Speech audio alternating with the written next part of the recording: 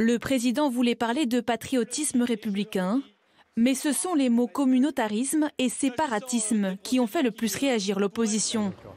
La France insoumise dénonce un amalgame.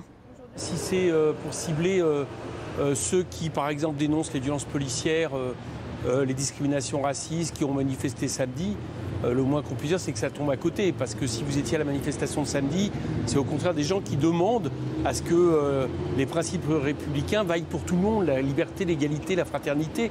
Il n'y a pas de séparatisme dedans. Il y a au contraire le fait de demander tout le monde soit plus égaux dans un cadre politique qui devrait justement le permettre. Une clarification qui, au contraire, était nécessaire, selon La République En Marche.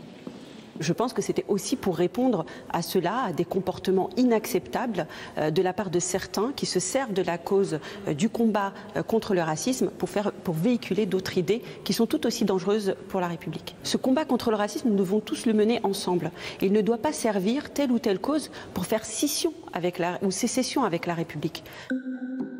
Combattre le racisme en luttant contre les discriminations à l'emploi. C'est l'une des principales propositions d'Emmanuel Macron.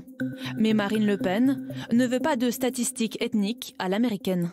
Ce gouvernement a accompagné ce processus de communautarisation. Et il continue d'ailleurs à le faire, puisque les solutions qu'il propose, ce sont les statistiques ethniques. Je ne crois pas qu'il n'y ait de discrimination raciale dans notre pays. On est dans une démarche qui vise à créer des victimes pour pouvoir obtenir le bénéfice d'une discrimination positive, contre lequel moi évidemment je lutte. Pour Hervé Morin, la lutte contre le racisme doit commencer à la source. Il y a un sujet majeur qui empêche notre pays probablement d'aller vers plus d'unité et plus de cohésion, c'est la question de l'égalité des chances.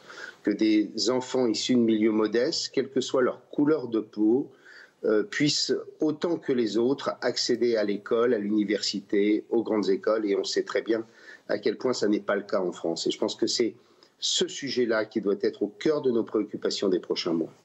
D'après les premiers sondages hier soir, le discours d'Emmanuel Macron n'a convaincu qu'un Français sur deux. Cette volonté de conquérir, cette énergie du jour qui vient.